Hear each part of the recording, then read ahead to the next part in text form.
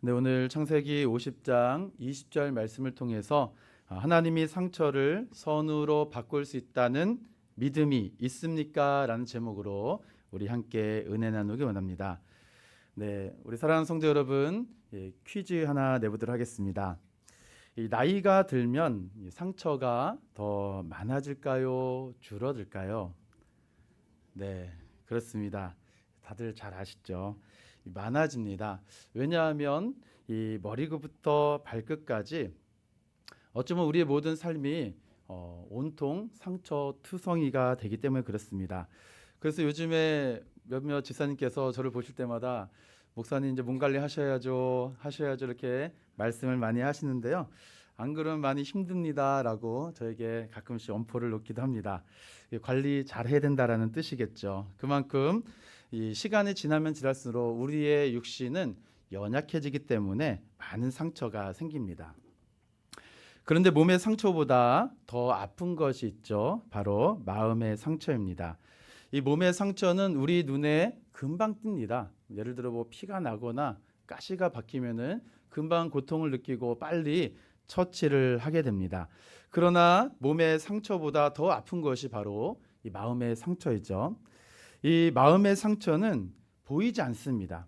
오랜 시간이 흐른 후에 나타나 그 깊은 아픔을 토로하고 또 그 깊은 아픔 때문에 많은 이들이 고통을 당하게 되는데요. 그런데 이러한 깊은 이 아픔, 고통, 상처, 고난, 우리 하나님께서 외면하실까요? 그렇지 않다라는 것이죠. 우리 하나님께서는 그 깊은 상처와 고통과 고난과 그 영혼 내면의 깊은 곳까지 우리 주님은 다 알고 계십니다.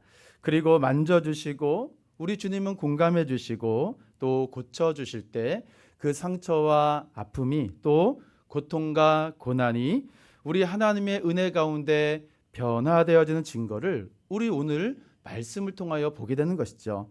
그래서 헬리나우에는 상처 입은 치유자에서 이렇게 말합니다. 우리의 상처는 다른 사람을 치유하는 원천이 될 수 있다. 이 상처가 치유되지 않으면 이제 말씀 뒤에 나오겠지만 독이 되지만 이 상처가 치유가 되면 사명이 된다라는 것이죠. 우리 사랑하는 성도 여러분, 오랫동안 내 마음의 상처 또 보이지 않는 수많은 고난과 어려움이 우리의 삶을 또 뒤덮고 우리의 삶이 그것으로 말미암아 혼란과 혼돈과 고통 속에 있을 때 하나님은 그 모든 상처를 아시고 붙드시고 치료해 주시고 고쳐 주셔서 오늘 우리가 읽은 말씀의 주인공 요셉과 같이 하나님 나라의 영광을 위하여 쓰임받는 귀한 사명의 도구로 사용하신다라는 사실입니다. 요셉의 삶을 우리는 잘 기억할 수 있습니다. 요셉에게도 분명 상처가 있었죠. 어떤 상처가 있었을까요? 요셉은 가족으로부터 받은 상처가 큽니다. 형들의 시기로 인해서 구덩이에 파묻게 되고 그리고 애굽 노예로 팔려가게 됩니다. 얼마나 큰 이 상처이고 배신일까요? 또 하나는 이 애굽으로 왔는데 이 억울한 누명을 쓰게 됩니다. 이 보디발 아내의 거짓말을 인하여서 감옥에 갇히게 되죠. 그리고 요셉은 이 감옥 안에서도 또 고난과 상처를 받습니다. 잊혀진 고통이죠. 술 맡은 관원장이 약속을 했는데 잊어버린 것입니다. 요셉은 한마디로 어떤 삶을 살았을까요? 억울한 인생입니다. 억울한 인생. 다들 꽃길 걷고 이 성공과 화려한 인생을 걷고자 애쓰는데 요셉은 그의 인생을 살면 살아갈수록 또 이러한 이 종살이 또 감옥에 있어 나오고자 고분분투하면 할수록 억울한 인생으로 계속적으로 추락하는 것이죠.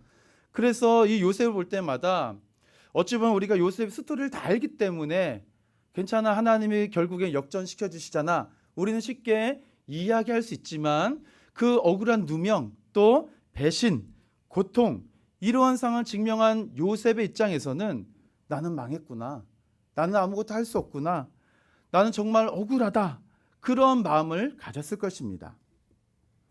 사랑하는 성도 여러분, 이 고통과 고난, 이 상처와 아픔이 어찌 보면 우리에게는 아무런 의미를 주지 않는 것 같습니다. 그러나 그 고통과 고난과 상처와 아픔에 의미를 부여하면 우리의 삶이 바뀌는 것이죠. 망하고 억울한 인생이다. 나 혼자 또 내 주변을 둘러봐도 정말 소망이 없다.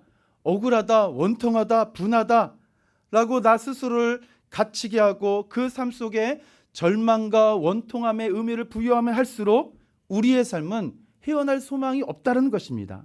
그러나 어떻게 보면 망한 인생이고 억울한 누명으로 억울한 인생이라 할지라도 하나님께서 나와 함께 하신다는 의미를 내가 새긴다면 그의 인생은 달라진다라는 것이죠. 오늘 우리가 나눌 말씀의 큰 주제가 이것입니다. 요셉의 고통은 상처, 아픔, 고난, 억울한 것으로만 남기지 않고 하나님의 큰 계획이라는 의미를 만났을 때 비로소 창세기 50장 우리가 읽은 본문 말씀을 통한 요셉의 사명을 우리가 보게 되는 것이죠. 억울하고 원통하고 분한 것, 우리의 마음의 상처고 아픔입니다. 그러나 하나님의 계획이라는 의미를 만났을 때 상처가 아니라 사명이 되는 것입니다. 오늘 말씀이 이것을 증명해 주는 것입니다. 어떻게 이 상처가 사명으로 바뀌었을까요? 요셉은 고난 속에서 하나님이 그와 함께 하신다라는 이 관계를 놓치지 않았습니다. 창세기 39장 21절에 여호와께서 요셉과 함께 하시고 그에게 인자를 더하사 간수장에게 은혜를 받게 하시매. 요셉과 함께 하시는 하나님, 이것이 이 상처가 사명으로 바뀌어가는 첫걸음이겠죠. 이 포인트를 우리 성도 여러분 놓치지 마시고 계속 따라오셔야 됩니다. 이 결과적으로 어떻습니까? 애굽의 총리가 되었습니다. 우리가 이 시작, 하나님이 함께 하셨기 때문에 결과는 애굽의 총리가 되지 않았느냐라고 생각할 수 있지만 결정적인 오늘의 고백을 우리가 다시 한번 눈여겨보셔야 됩니다. 우리 창세기 50장 20절 말씀 우리 다시 한번 함께 합독하도록 하겠습니다. 당신들은 나를 해하려 하였으나 하나님은 그것을 선으로 바꾸사 오늘과 같이 많은 백성의 생명을 구원하게 하시려 하셨나니. 사랑하는 성도 여러분, 지금 요셉의 결정적인 고백이 들리십니까? 요셉의 형들이 이제 요셉을 만났을 당시에 아버지 야곱도 살아 있었죠. 요셉은 형들을 다 용서하였습니다. 그런데 형제들은 이 요셉의 용서를 확신하지 못했습니다. 그때 형제들의 이야기를 들은 요셉 얼마나 대성통곡한지 모릅니다. 지금 오늘 본문은 아버지가 돌아가시고 13년이 지난 시점인데요. 이미 그 전에 다 용서를 했음에도 불구하고 형제들은 아버지가 돌아가시면 이제 우리는 끝났다. 이제 우리는 요셉이 우리를 죽일 거야. 옛날에 우리가 요셉이 했던 일을 이들이 다 알고 있기 때문에 이제 우리는 죽었다라고 불안해합니다. 그 형제들이 자기 자신의 용서를 확신하지 못한 채 두려움과 고통 가운데 살고 있었던 것이죠. 그래서 요셉은 형제들에게 용서를 확인시켜 준 것입니다. 그래서 오늘 말씀 전후의 문맥이 이렇죠. 내가 용서를 해줬으니 형님들 걱정하지 마세요. 그리고 형님들의 자녀들까지 제가 다 길러줄 것입니다. 간곡한 말로 위로를 해줍니다. 이것이 오늘 요셉이 지금 우리들에게 들려주는 결정적인 그의 고백입니다. 상처를 품고 용서하고 또 용서받는 것이 얼마나 어려웠는지를 다시 한번 우리들에게 보여주게 되는데요. 그러나 하나님의 관점과 계획은 무엇일까요? 그 상처 하나의 용서의 이야기로 끝난 것이 아니라 상처, 아픔, 고난, 고통을 사명으로 바꾸어 주십니다. 요셉을 어찌 보면 애굽의 종살이였고 누구도 주목하지 않았던 그를 하나님께서 어떻게 회복시켜 주시는 그 스토리를 우리가 읽지 않았지만 창세기 후반부를 통하여 우리는 자세히 볼 수가 있습니다. 인간의 관점으로는 정말 할 수 없고 상상할 수 없는 일이죠. 우리의 삶을 무참하게 만든 것 용서하기가 쉽지가 않습니다. 우리를 고통스럽게 하기 때문이죠. 마음의 상처와 아픔을 주고 원치 않는 일이 있었지만 우리의 마음은 어떻게 됐을까요? 더 냉담해집니다. 또한 우리의 실수, 우리의 연약함으로 누군가에게는 상처를 주기도 하고 또 나도 우리 자신도 누군가로부터 상처를 받게 됩니다. 그래서 오늘 요셉의 이 결정적인 고백이 우리에게 주는 은혜가 있다라는 것입니다. 하나님의 은혜라는 것이죠. 이 모든 그의 인생의 과정을 하나님의 관점으로 바라보았기 때문에 그렇습니다. 그렇다면 왜 하나님은 이 상처를 사명으로 바꿀까요? 앞서 말씀드렸지만 이 상처, 아픔, 고난, 고통이 치유되지 않으면 그 상처는, 그 고통은 독이 된다라는 것입니다. 치유되면 하나님 손에 붙들려서 바로 약이 되는 것과 같은 이치죠. 상처를 사명으로 바꾸시고자 하는 하나님의 의도가 담겨져 있다는 것입니다. 왜 그렇겠습니까?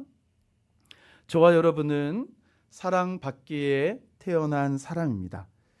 우리가 사랑을 받지 못할 때 상처가 되는 것이죠. 왜 그럴까요? 우리는 정말 가치 있는 존재, 하나님의 특별한 작품으로 저와 여러분을 이 땅에 보내어 주셨습니다. 이 사랑받는 사실로 우리는 그 가치를 확인하게 되는데요. 하지만 사랑받지 못할 때 내 마음이 어떨까요? 보복하고 싶은 마음이 든다는 것입니다. 마음에 걷잡을 수 없는 분노가 일어나는 것이죠. 요셉의 형제들이 요셉에게 행한 행실을 우리가 기억해 보면 이와 같습니다. 요셉의 형제들, 우리도 아버지로부터 채색옷 한번 입어보고 싶었는데 한 번도 입어보지 못했습니다. 그러나 요셉에게는 입혀주셨을 때 우리는 누구인가? 나는 왜 아버지로부터 이러한 화려한 채색옷 한 번도 입혀주지 못했을까? 라는 분노가 생긴 것입니다. 아버지의 편애 때문에 이 받은 상처가 독을 발한 것이죠. 그러나 요셉은 상처 가운데 어찌 보면 요셉도 독을 품을 수도 있습니다. 얼마든지 독을 품을 수 있고 보복할 수가 있습니다. 그러나 하나님이 함께 하시기 때문에 하나님이 함께 하시고 하나님의 은혜를 그가 발견하고 그 안에 거하기를 힘쓰고 애쓰고 그 은혜 안에 기쁨과 만족과 감사를 누림을 통하여서 그 상처의 독이 하나님께서 사용하시는 약으로, 치료제로, 회복제로 하나님은 변화시켜 주셨다라는 것입니다. 상처가 없는 사람이 어디 있겠습니까? 모든 사람이 상처를 다 가지고 있습니다. 그러나 중요한 것은 그 상처에 내가 어떻게 반응하느냐라는 것입니다. 상처는 우리의 마음을 상하게 만듭니다. 그러나 하나님의 은혜가 임하면 그 상한 심령 하나님께서 고쳐주셔서 치유와 회복의 역사가 일어나는 것이죠. 요셉의 형제들은 이 상처 때문에 인생이 비참해졌습니다. 그러나 요셉은 하나님의 은혜 가운데 동일한 상처, 어느 것이 깊다, 낮다 제가 판단할 수 없지만 똑같은 상처겠죠. 아픔이고 고통입니다. 그러나 요셉의 형제들은 상처 때문에 그의 인생이 비참해졌지만 요셉은 하나님의 은혜 가운데 다른 사람을 살리는 약이 된 것입니다. 사랑하는 성도 여러분, 하나님은 저와 여러분의 상처를 치유하셔서 그 원한의 쓴뿌리를 없애주십니다. 상처를 치유하셔서 분노하지 않게 하십니다. 상처를 치유하셔서 용서하고 축복하게 하십니다. 사랑하는 성도 여러분, 이것은 요셉이기 때문에 가능한 일이야, 이렇게 생각하시는 분 계실까요? 요셉이 가능했다면 우리도 가능하다라는 것입니다. 성경에 나타난 많은 인물들을 우리가 조심스럽게 그들의 마음을 열어보면 요셉과 같이 상처투성이로 얼룩된 인물들이 얼마나 많은지 모릅니다. 다윗도 그랬고요, 엘리야도 그랬습니다.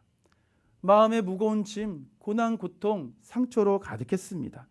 그러나 하나님 손에 붙들리고 하나님의 은혜 가운데 거했을 때 그들의 삶이 어떻게 바뀌었을까요? 하나님 나라와 많은 영혼들을 살리는 일에 이들의 삶이 쓰임 받았다라는 것입니다. 왜 그럴까요? 상처를 치유하여 사명을 만드신 분은 하나님이시기 때문에 그렇습니다. 우리가 예수 그리스도의 십자가의 사랑의 그 믿음으로 살았다면, 아니 우리가 지금 살아있기 때문에 죄 때문에 생긴 수많은 상처와 고난과 아픔과 모든 것을 치유하기 위하여, 구원하기 위하여 하늘 영광 버리시고 이 땅에 오신 예수 그리스도의 십자가의 보혈의 은혜가 저와 여러분 삶 속에 덮어질 때 그 깊은 상처까지 우리는 헤아릴 수 없고, 우리는 치유할 수 없고, 우리는 만질 수도 없지만 우리 주님께서는 만져주십니다. 이것이 무엇일까요?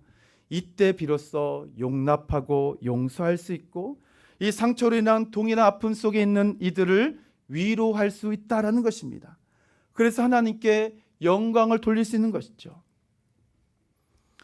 일본 작가 무라카미 하루키는 이렇게 말했습니다. 상처는 부끄러운 것이 아니라 우리가 살아있다, 우리가 살아냈다라는 증거다라고 이야기합니다. 그래서 사랑하는 성도 여러분, 혹시 내 마음에 상처가 있고 아픔이 있고 고난과 고통으로 나의 삶이 직면해 있을 때 그것으로만 바라보지 마시고 하나님 앞에 나오셔야 됩니다. 내 고민 친구에게, 또 아는 지인에게 가서 내 마음 이야기를 많이 풀어놓는다 해서 그래, 1시간 이야기하고 커피 한잔 마셨으니 속이 후련하네, 여기가 끝입니다. 돌아서면 그 상처 또 독이 되고 또 굳은 살이 더욱더 펼쳐지는 것이죠. 그 상처를 사람에게 직면하지 마시고 하나님 앞에 가지고 나오셔야 됩니다. 하나님 앞에 숨기지 말고 다 아뢰셔야 됩니다. 그리고 그 상처를 하나님의 관점으로 보셔야 되겠죠. 왜 나에게 이런 일이 일어났지? 왜 나만 이러한 일이 내가 직면하는 것이야? 라는 것이 아니라 이 상처를 통하여 하나님은 무엇을 하길 원하실까라는 시선의 전환이 필요하다라는 것입니다. 너무 어려운 과정이고 우리의 전 평생을 걸쳐서도 해결할 수 없는 과정입니다. 그럼에도 사랑하는 성도 여러분, 예수 그리스도를 믿음으로 말미암아 하나님의 자녀된 저와 여러분이 이 귀한 믿음의 걸음을 시작할 때 비로소 같은 아픔으로 실족하고, 같은 아픔으로 연약하고, 같은 아픔으로 깊은 절망에 빠져있는 누군가를 살리는 사명의 통로로 저와 여러분을 사용하신다라는 것입니다. 그래서 하나님의 관점으로 보는 것이 정말 중요한 것입니다. 사랑하는 성도 여러분, 요셉처럼 하나님이 이 상처를 선으로 바꾸실 수 있다라는 믿음이 성도님에게는 있으십니까? 이 믿음을 꼭 가지시길 소망합니다. 하나님의 관점으로 보면 모든 것을 선으로 바꾸시기에 충분하시죠. 우리의 관점으로 보면은 할 수가 없는 것입니다. 그때 상처가 사명이 되는 것이고, 그 증거가 오늘 본문을 통하여 고백한 요셉입니다. 내 상처와 비슷한 아픔 겪는 사람을 도와줄 수가 있습니다. 내 상처가 어떻게 하나님의 사명의 도구로 쓰임 받았는지 도와줄 수 있다는 것이죠. 그 사람을 위해서 내가 할 수 있는 일이 무엇인가 더 간곡히 기도할 수 있다는 것입니다. 그 행동을 할 때 어떤 두려움이나 수많은 방해 요소가 왜 엮였을까요? 그럼에도 하나님께서 요셉의 이 평생의 인생의 스토리를 통하여 우리가 살펴본다면 하나님이 함께 가시기 때문에 그가 처한 환경, 장소, 상황, 수많은 한계를 뛰어넘어서 이제 비로소 이 믿음의 결정적인 고백을 한 것이죠. 우리도 이와 같습니다. 내가 용서하지 못하고 이 수많은 고난과 고통 왜 나에게만 주어졌을까라는 두려움, 방해 요소, 때로는 하나님의 말씀이 나를 사명으로 인도하는 것에 대해서 나는 용납할 수 없다라고 생각할 수 있습니다. 평생의 숙제입니다. 단기간에 나오는 것이 아니죠. 그러나 우리가 기억할 것이 무엇일까요? 하나님이 함께 하신다는 사실입니다. 우리 예수님께서 이 땅에 오신 가장 큰 목적이죠. 죄인된 우리와 함께 하시기 위하여 하늘 영광 버리시고 임마누엘의 주로 이 땅에 오셨다라는 것입니다. 하나님의 관점이 우리에게 비춰지면 내일이 바뀌는 것입니다. 그 미래의 사명까지 우리가 엿볼 수가 있다는 것이죠. 어떻게 해요? 5년 후에, 10년 후에, 20년 후에 내가 오늘 상처를 사명으로 받고 살고 있다면 어떤 모습일까라는 기대를 조심스럽게 해봅니다. 나의 상처가 다른 사람의 회복의 이야기에 등장한다면 어떨까요? 라는 생각이죠. 사랑하는 성도 여러분, 우리는 늘 불안하죠. 또 우리는 완전하지 못합니다. 그렇게 늘 상처투성이고 고난과 고통의 큰 무거운 짐에 눌리며 살아갑니다. 우리가 살아가는 현실이 그렇습니다. 또한 죄인된 우리는 모든 환경과 상황에서 일어나는 이 상처, 고난, 고통, 이것을 내가 다 안게끔, 내가 다 직면하게끔 우리는 현실을 직면할 수밖에 없는 삶을 살아갑니다. 그러나 하나님의 사랑은 어떻을까요? 하나님의 사랑은 무궁무진하죠. 영원합니다. 완전합니다. 하나님은 요셉에게 애굽에서 말할 수 없는 하나님의 사랑을 부어주셨습니다. 정말 가장 큰 고통, 고난, 그리고 깊은 상처 속에서 하나님의 사랑은 그를 만져주셨고 그를 회복시켜 주시고 그리고 그에게 맡겨주신 사명을 감당하게 하셨습니다. 사랑하는 성도 여러분, 저와 여러분이 오늘 예배당을 문을 나가시면 어떠한 현실이 펼쳐질까요? 불 가운데로, 물 가운데로 걸어가는 것 같습니다. 그래서 늘 끄슬리고 타고 뜨겁고 불안하고 두려워하고 원망과 절망이죠. 왜 나에게 이런 길이냐고, 왜 나에게만 이런 삶이냐고. 그러나 하나님은 어떠한 분이실까요? 우리와 함께 하시는 임마누엘의 하나님, 이 관점을 가지고 우리 인생을 들여다봐야 되는 것입니다.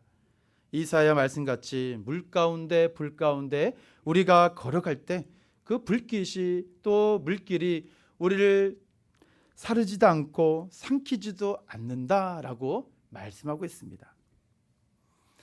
우리의 지독한 이 상처의 현실을 누구보다도 우리 주님은 잘 알고 계십니다. 그렇기 때문에 당신의 택한 백성들, 하나님의 자녀들을 이 상처가 가득하고 고난과 고통이 가득한 현실에 홀로 두지 않으십니다.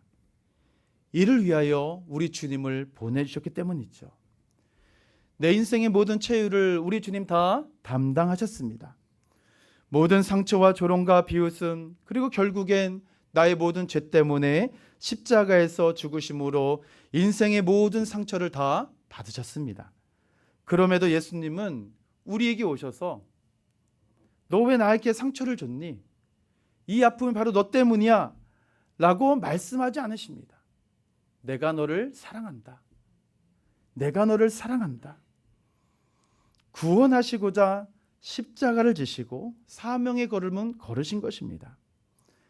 이 예수를 믿는 저와 여러분, 내 삶의 아픔과 상처 다른 이로서는, 다른 방법으로서는 회복할 수가 없습니다.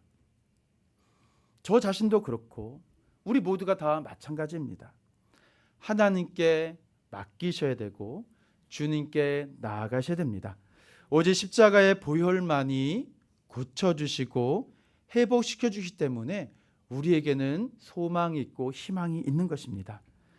오직 하나님만이 내 상처, 아픔을 아십니다. 주님만이 만져주셔야만 우리는 회복될 수가 있다는 것이죠. 상처를 상처되게 남기지 마시고 상처가 사명이 되도록 하나님께 구해 보십시오. 내가 겪은 이 상처, 내가 겪고 있는 이 고난, 고통, 이것이 누군가를 살리는 생명의 씨앗이 되도록 하나님 나를 사용하여 주시옵소서 라며 우리는 기도해야 된다는 것입니다. 말씀을 통해서 내 삶의 상처와 고통과 고난을 하나님의 관점으로 다시 한번 재해석해야 됩니다. 그래서 하나님의 사랑으로 상처를 사명으로 바꾸실 것을 기대하고 확신하셔야 됩니다. 그 과정이 전 평생에 걸쳐 더딜지라도 하나님의 관점으로 끊임없이 구하시고 또 기대하셔야 된다는 것입니다. 그때 반드시 우리도 요셉과 같이 결정적인 고백을 할 그날이 반드시 오리라 믿습니다. 누군가를 살리는 삶이 저와 여러분의 사명이라면 오늘 내가 직면하고 있는 수많은 고통과 고난과 수많은 그 아픔, 하나님께서는 반드시 누군가를 살리는 일에 이 작은 내 인생의 이야기 부분도 사용하여 주셔서 오늘 요셉같이 하나님께서 나를 선으로 바꾸셨다라는 이 결정적인 믿음의 고백이 누군가의 입술을 통하여 들려질 그날 속히 임하기를 주님의 이름으로 축원함을 드립니다.